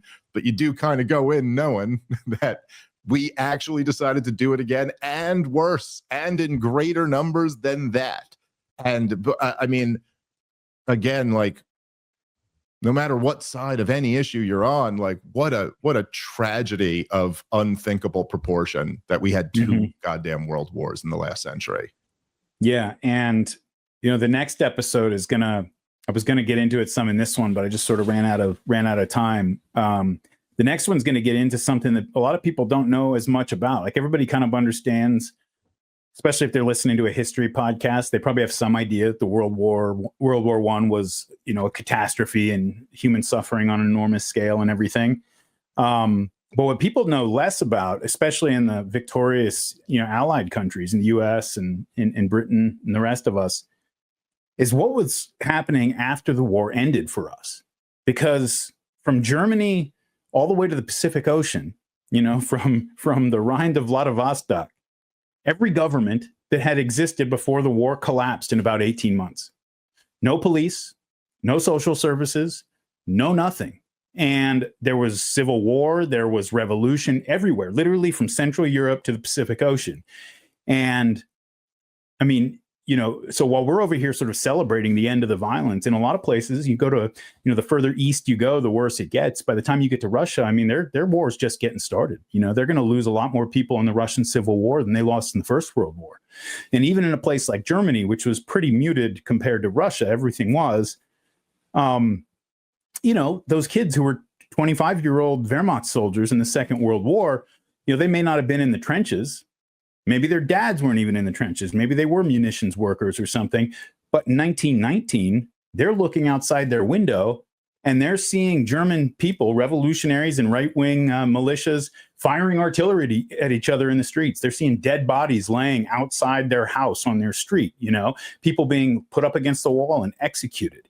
And these are the kind of things that were going on. And so, the lesson for a lot of people, unfortunately, after the First World War was, you can accomplish pretty much anything by force. If you just apply enough violence, look at the Bolshevik Revolution. There's a reason that after that happened in 1917, you started to see mutinies on the French lines. You started to see a lot of revolutionary activity in Germany and everything, because people realized, like, oh, we can just kill everybody that disagrees with us. And yeah, it's, maybe it's ugly or gross or whatever, but the world will get over it and we'll get over it. And if we win, we'll tell a story to our kids. It's different than the one that happened. And that'll be that, but it will create the world that we think, that we want to live in. And that really is the lesson that a lot of people took from it. And again, like you just said, it's really the exact opposite lesson that you would have hoped. Right. It's interesting because obviously, I mean, everybody, your situation here, which is it's really unlike anything that I've ever seen before. But obviously, so when you went on Tucker Carlson's show, there was a big controversy about some comments you made about World War II, and then you're doing this big World War II series coming up after it. It's kind of, so that's part of what's built this anticipation for the final product. But it really is, and I've felt this way, the whole time. It's just so bizarre, the dynamic where everybody could look at what nobody could deny, or is just like the greatest tragedy, or however you want to imagine it, up there with the greatest tragedies that have ever happened, like by the numbers, the worst thing that's ever happened in the history of the world. And yet there is, and this is part of what's interesting with starting with World War I, is because none of that radioactivity exists around World War I. Nobody can even give you a real reason why the hell we fought the thing, or any type of like justification today, that, especially knowing how it worked out in the aftermath, that that sure was a good idea that America got involved, or that Europe had this war at all to begin with. But there is so much radioactivity talking about the Second World War. And so what ends up happening is, in a way, everybody kind of fills in the blank. Not everyone, I should say this. The people who are, let's say, get very triggered by the comments that you made on Tucker Carlson's show or any type of World War II revisionism. It seems like much like kind of, during like during wokeism, if you could think the way like left wingers tended to treat infractions, they almost finish your thought for you. So like if you even start to say, well, I think Churchill was wrong about all of this, therefore you're saying, and Adolf Hitler really was the good guy, and this was a model society, and that's what you'd like to see again. Like I remember, as I'm sure so Charles Murray, after he wrote or co-wrote the Bell Curve, and then he wrote a separate book that was all on the topic of race and IQ. And if you read any of his stuff, Charles Murray is like, first of all, he's like a moderate libertarian, and his conclusion of the whole argument is that he's arguing for welfare. That is actually essentially what his point is. He concludes like, this is why we need universal basic income, and because basically the information age is going to discriminate against low IQ people. Now he points out at certain points that there are different, average IQs amongst different racial groups, but it's almost like as soon as you just mention that, people just finish the sentence they go, oh, so you're saying we should kill all of them, or so you're saying therefore we should enslave them or something. And so you always get this kind of like, well, look, I mean, whenever anybody even comes at you, right, which people may notice, the criticism is always either the way they interpret a comment that you made on Tucker Carlson's show, where they're adding something that they're saying he meant to be saying this, even though you're going, no, I didn't mean to say that. Or they'll say, okay, he was shit posting on Twitter, or he's friends with this guy who he bought their mug, or whatever it is. But no one's really taken on the work. Like nobody's ever. I was in this on this weird panel that I probably should have done on Piers Morgan, where it was like 3-on-1, all about you, and it's like Babylon Bee guy and Piers Morgan and what's his name, the Roberts, the world-renowned historian, is there too, and they're all. And at one point in this thing, they're all just beating me up, and it's like, okay, I'm not going to convince them here. But at one point I just go, hey, have any of you guys like consumed any of Daryl's work? And it's like, no, I'm the only one there who actually listens to your stuff. And so it's just, I don't know. I guess it's a long ranty question, but it's kind of like, whenever you do something like this, people are going to misinterpret it. Then obviously you have your audience who is going to actually be very interested in what you have to say. But what really are you trying to say with this whole series? Like, not in other people's Funhouse mirror version look at it, but what do you what is the comment, without giving the whole series away because it's not all out yet, but what is the comment that you are trying to make revisiting this chapter in history? Yeah, with all my long series, a lot of times I have an idea at the beginning of the series of where I'm going with this and what I'm trying to say, but that changes by the time I get to the 12th, 15th hour or something. That happened with the Jonestown series for sure, as I started to develop like a lot of sympathy for the people who were in that movement. And the same thing with the series about early Zionism and the conflict over there, where I kind of thought, because I had come from a place of just sort of having your basic conservative Fox News idea of what was going on in the Middle East, that when I really started to read heavily on it, I was kind of very shocked by this. And I was like, wow, I got to tell kind of the other side of the story. But then as I went on, I really developed a lot of sympathy for everybody involved for the most part, and over time, that's kind of become my MO, I guess, and that's something that's harder to do when you're impulsively responding to people on Twitter or something. But when I sit down to do my podcast alone in my office, I force myself to do that. And if I feel myself veering off course on that particular thing, like I'll stop everything until I correct it. And because again, the bottom line is that everybody involved in these absolutely insane, extraordinary circumstances,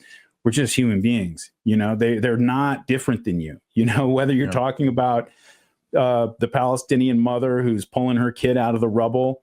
She feels the same thing you would feel pulling your kid out of the rubble. The exact same thing, and that kid's big brother who just turned 19, and has a couple buddies in Hamas or what, he feels the same thing you would feel if that was your little sister. It's the same, and you have to always just start every story from there, that these are human beings going through these experiences. And when you think of the fact that, just imagine like in the modern world, if you were to walk out your door one day to go to work and there's just a mutilated dead body on your, you know, in your driveway or something. A lot of people are going to be in therapy for the rest of their lives over there, you know? And there's a lot, and this is like something that happened one time that you can very easily kind of, or theoretically, like compartmentalize and say this was an insane thing that happened. It'll definitely never happen again. Who has this happen twice in their lives, you know? But still, it'll traumatize you for real. Change the course of your personality development, you know, probably. And so when you have these people who spend their lives or big chunks of their lives where this is just the daily reality, you know, you have to kind of understand that they're going to develop differently, you know, in their minds than somebody living in a safe, peaceful place is. And, you know, as far as like the controversy that pops up, I mean, I've really found, especially since that Tucker interview, and this is something I might have said before, but it would have been theoretical, and it's not anymore, is as long as you got real tight relationships with your group of friends and family and community, people in your community, it's all just noise, honestly. Like even being denounced by the White House and getting hit pieces in like the biggest papers in Europe and the US, it's all just noise. You know, you can turn it all off and go hang out with your friends, and it really just fades into the background if you just don't let yourself get too caught up in it. You know, that might not have been the case 10 years ago, 15 years ago, you know, thank goodness for the way things have changed. You know, after that Tucker interview, for example, the CEO of Substack, who I'm buddies with, he's a fan of the show, they hit me up immediately after that, totally without me reaching out or anything, just to say, hey, just in case you're thinking about it, don't worry about anything. Like, we got your back. And the other like sort of point of failure in that chain would have been the payment processor they use, Stripe. One of the guys that I'm in a group chat with really doesn't know me that well, but you know, we've spoken in the group chat. He's one of the major investors and on the board of Stripe. They got a hold of me and said, hey, just so you know, don't worry about it. And so that's a new world. And I sympathize with the people who were a little too early on some of this stuff. You know what I mean? Like 10 years ago, they could have crushed me like a bug. And I'm very grateful that that's not the case now. But as far as like the emotional and psychological, toll that something like that takes, as long as you have strong personal relationships, you know, again, like all of it really does fade into the background. No, dude, you're so right. And I remember I talked about this a bunch on the show, but I was saying the same thing about myself just after doing the Douglas Murray debate. I just like, I had never, and I'd been on a lot of big shows before, but I'd never like had that type of reaction. Like it was like, you know, it's just different when you watch it happening to everyone else. I've watched it happen to a lot of different people, but it was like, oh, like they're out for me now. And like, you know, there's pieces being written in the New York Post and on all these things that I shouldn't be on this podcast and I shouldn't be platformed. And of course you were also included in those, almost all of those. It was almost one more kind of part of your controversy, weirdly, because that's how the show started. And then that's how the articles were written. But I remember just being like, oh, thank God this happened now. Because like even 5 years ago, this might have been a much more tenuous situation. Whereas now it was just kind of like, I don't know, Elon bought Twitter. They're on this thing that they're not kicking people off. This is such a high profile thing that if they were to kick me off right in the aftermath of this, it would be a obvious contradiction. So, you know, Zuckerberg's trying to be cool now. YouTube doesn't seem to be flagging like they used to. Also, like Tucker and Rogan have my back and I got my friends and I have my audience. So like, I'm fine. But it did make me think the same thing. Like, man, there were a lot of people who came before me who really got ruined. And some of them for no more than what I was saying or what you are saying. Like there were people who maybe were even going a bit further, but there were people who didn't even go as far and were kicked off for much less and really silenced. And so, yeah, that's a important thing to remember.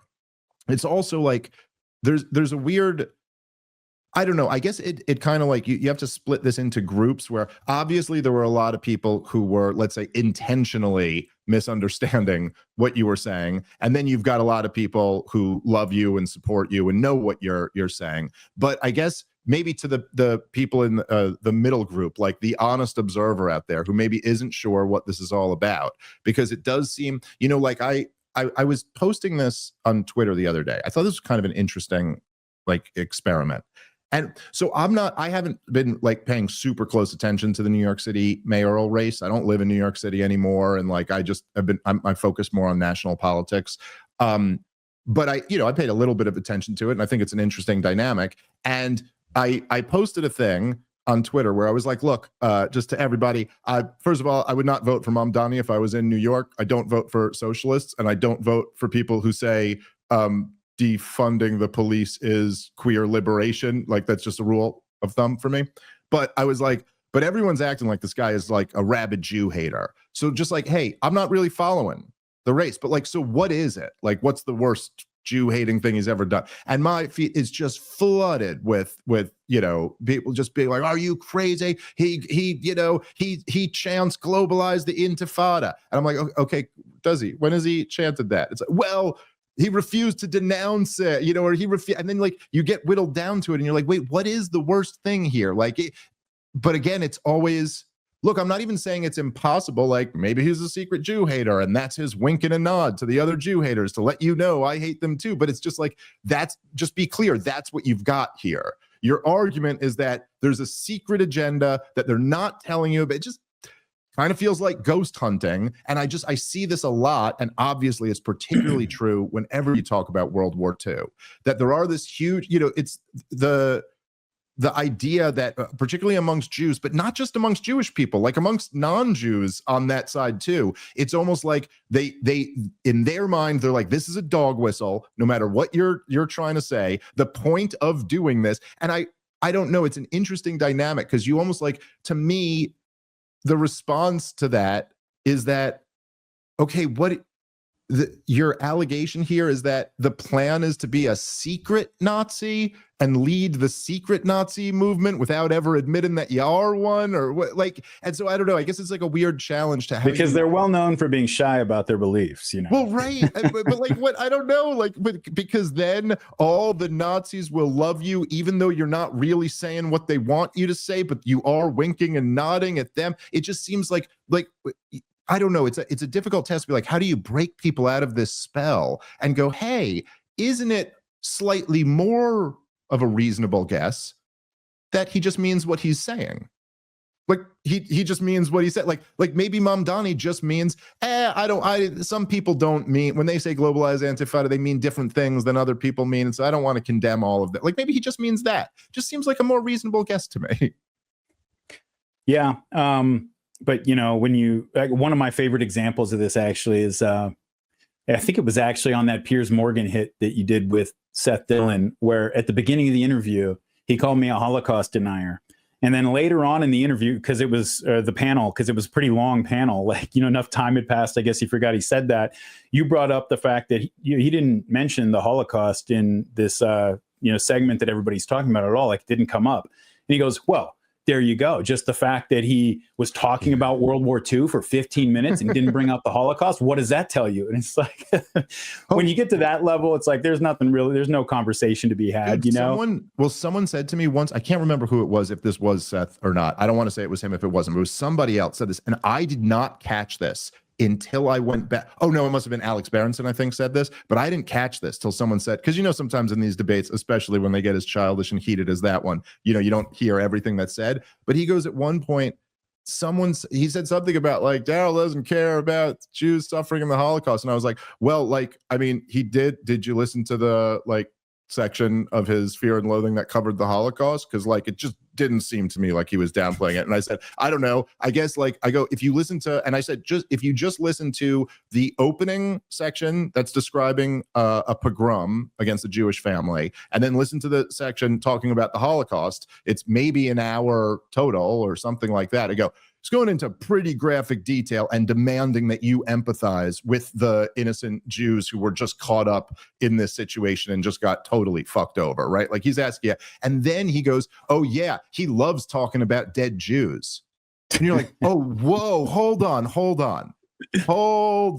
Stop the presses right now and just be outraged at the level of intellectual dishonesty here. You are starting by calling someone a Holocaust denier, and then when I go, here's him talking about the Holocaust, you go, yeah, he sure is obsessed with talking about dead Jews. Like, dude, who can defend that? And so that, you're right, there is a level of of intentional dishonesty there.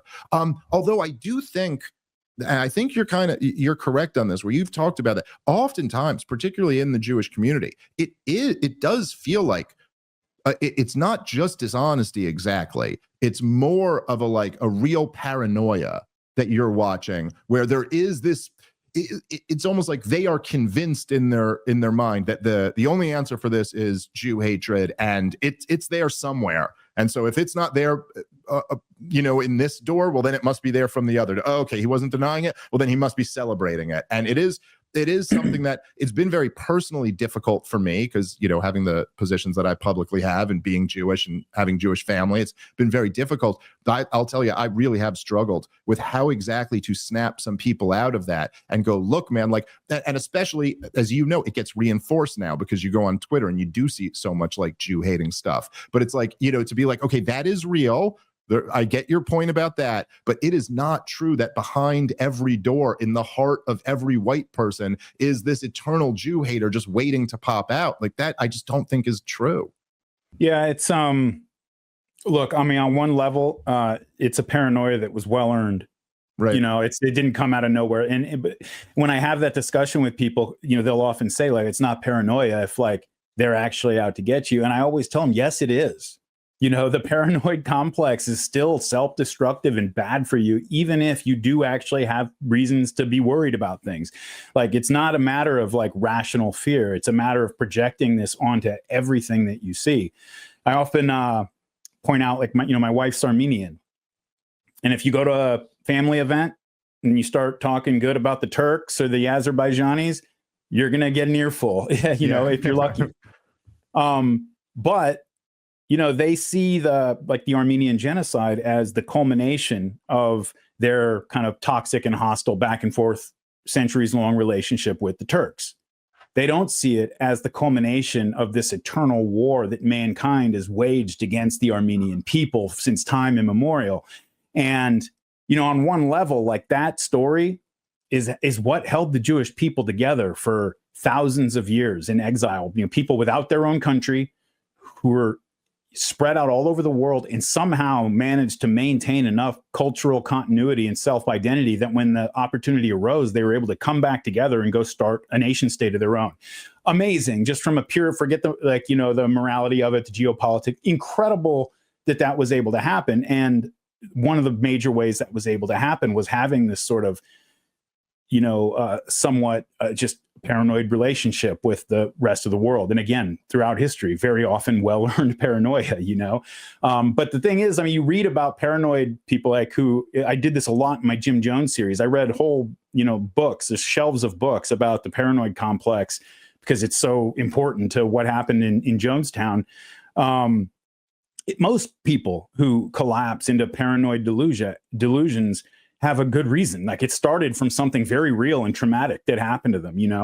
I think that it's just a normal thing to do, especially when it's so recent. I mean, you really have to just like I try to do with like a lot of the villains in history in some of my episodes, whether it's Jim Jones or the Germans or Zionists and Palestinians, whatever.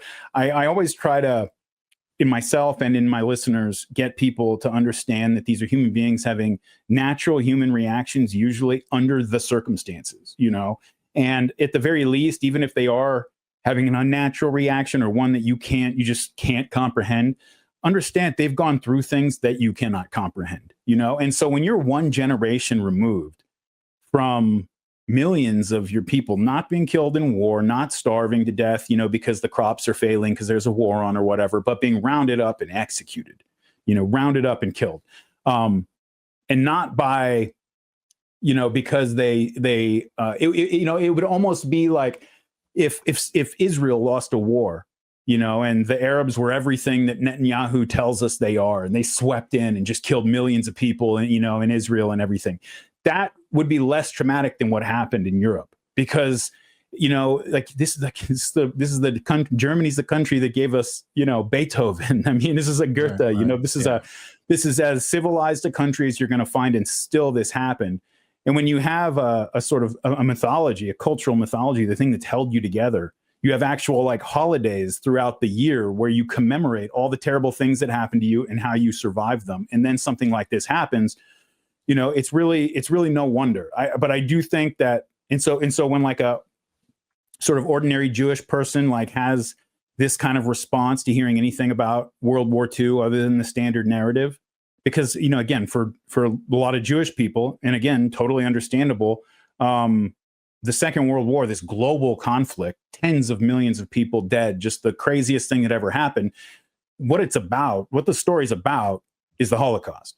If you ask a lot of Armenians, what's World War I about? It's about the Armenian genocide, right? And so that's totally understandable. And when you're only a generation or so removed from something that traumatic, it's, I mean, what do you expect? You know, I think I don't think I've talked about it on this show, but when I was at Tucker's live event in Fort Worth, he had Roseanne Barr on as his guest, and she was telling this story not in the way at all that like that it hit me. She's telling it in a different way, almost like just sort of throwing it out there, you know.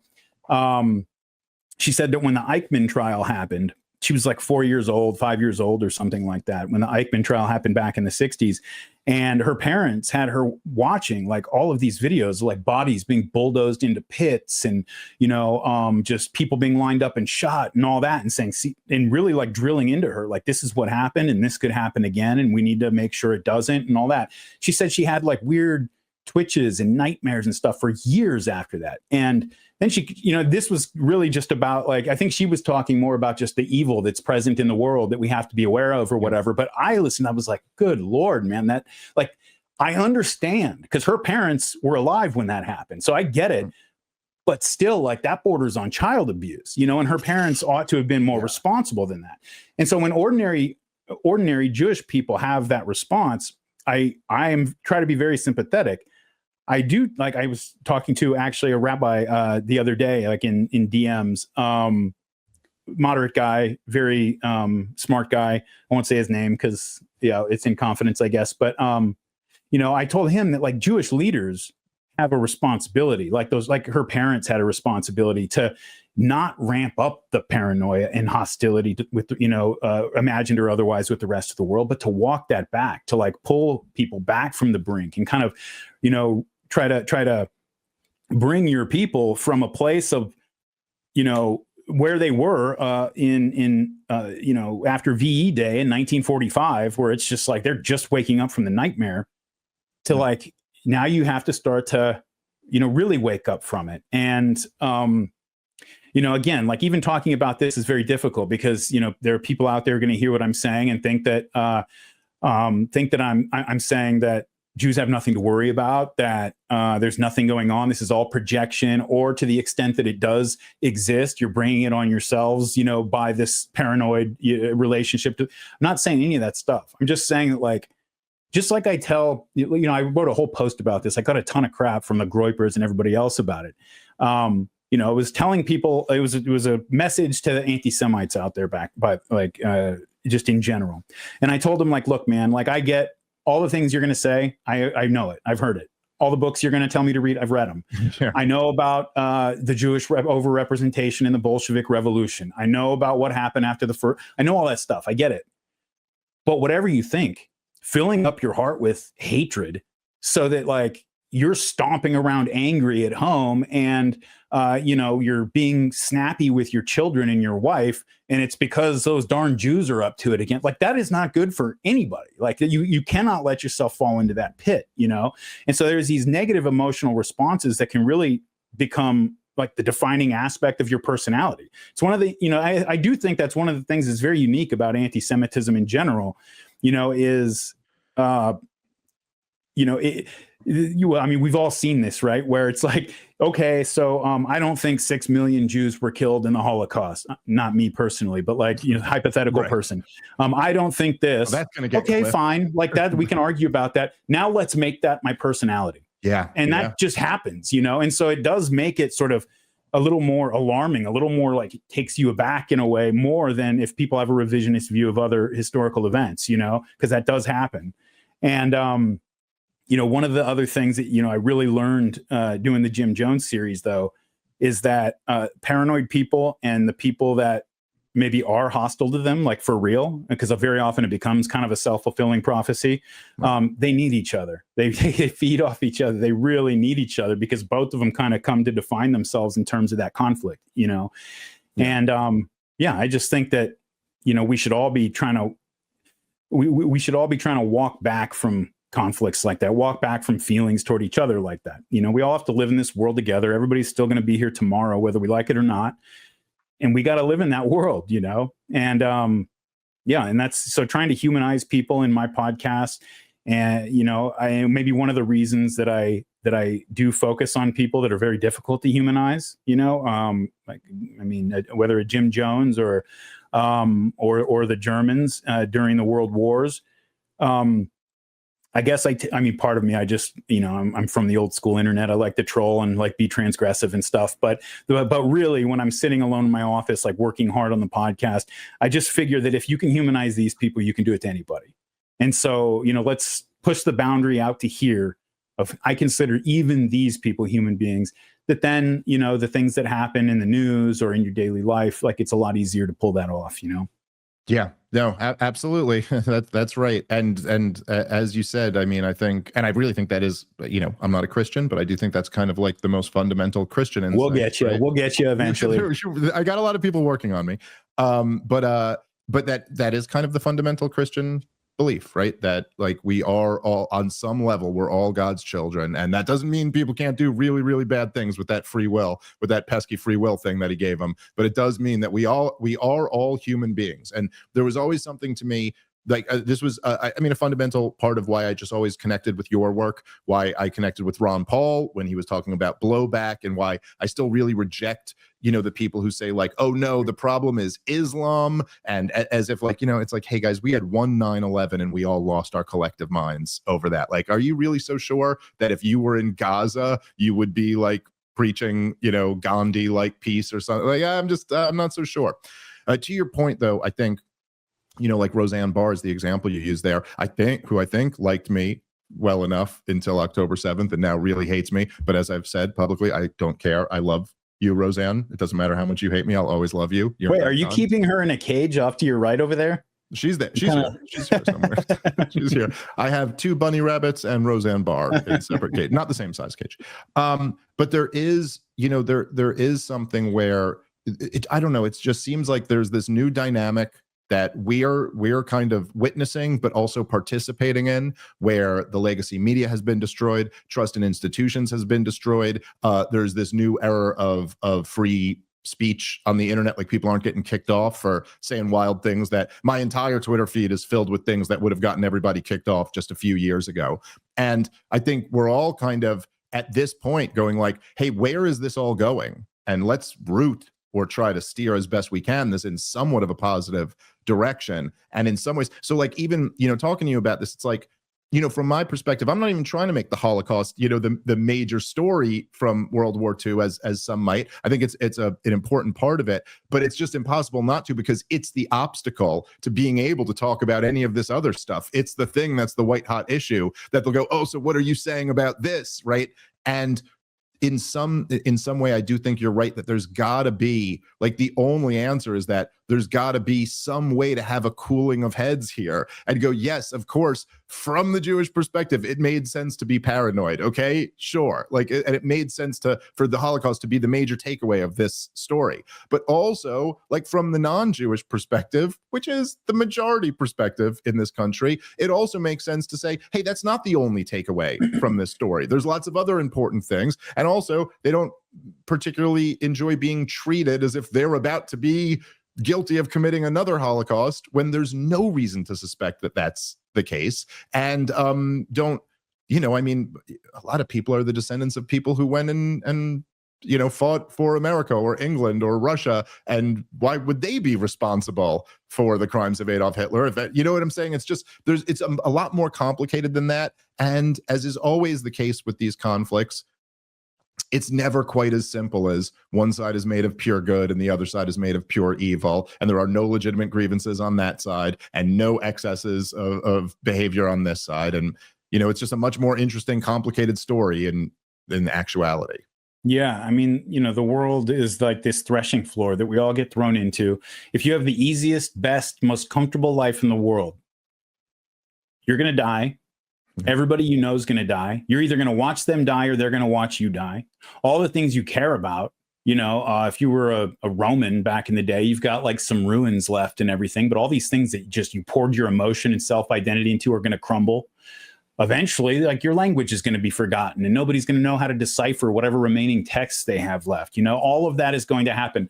And you could be in the most comfortable place in the world and you can start dwelling on that stuff, and life becomes really dark and really ugly very quickly, because this is something that nobody prepared us for. This, we were just thrown into this, and we're thrown into this world where and some of us, again, obviously, into parts and times in the world that are much more difficult and traumatic than others. But even the easiest ones, like, this is we have a lot to overcome just to get through life and maintain our sanity and humanity, until we do. And trying to have that outlook about people who are not only maybe just morally abominable to you in an abstract sense, but are your personal enemies. Like, there's, you can search through the religious texts all over the world. You're going to find a lot of golden rules. You're going to find a lot of things that from the Christian message that you see reflected in others.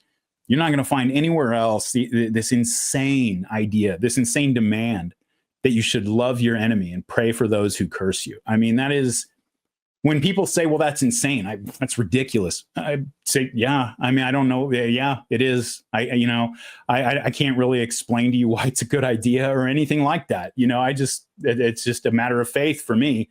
But to take that idea and really push it, I guess the only way that I would sell it to somebody is that if you can get past that hurdle, if you can do that, you will understand at that point why it was important. It will transform you in a way that is ultimately for your better and everybody around you's, betterment. And so that's the reason to do it. It's not about whether, forgiveness is not something that you do for the other person. You do it for yourself. You do it to take that weight of hatred or anger or whatever off of your own shoulders and put that down, because it's not pleasant for you either. And, that's what, again, I don't want to preach to anybody, but as a Christian, that's what I think we're called on to do. And I fully admit and accept it's pretty much like the hardest and most difficult thing that, could be demanded of us. So, yeah, it is. I really think it's a beautiful concept. And I think it really says something about the sickness of our society that's viewed as such a controversial, awful, you know what I mean? Such a controversial thing to say, the demand that we have empathy for all sides and we insist on putting ourselves in their shoes. Hey man, thank you so much for taking the time, and thank you, just for all your work and for the thought that you put into it. I think it really has helped me understand the world a lot better, and I think that's true for a lot of people who listen to your stuff. So let everybody know where they can go sign up and join up. I know if you sign up at Substack, as I do, you get the episodes early, which is cool. You get to get started on them before everybody else. But anything else you want to plug? And I even feel bad about doing that, honestly. So subscribe.martyrmade.com is the Substack. If you want to support, you can go there. There's a lot of content other than the history podcasts, a lot of essays with audio versions on a podcast feed, interviews, things like that. Other podcasts that I don't put out publicly. Probably a couple hundred pieces of content at this point.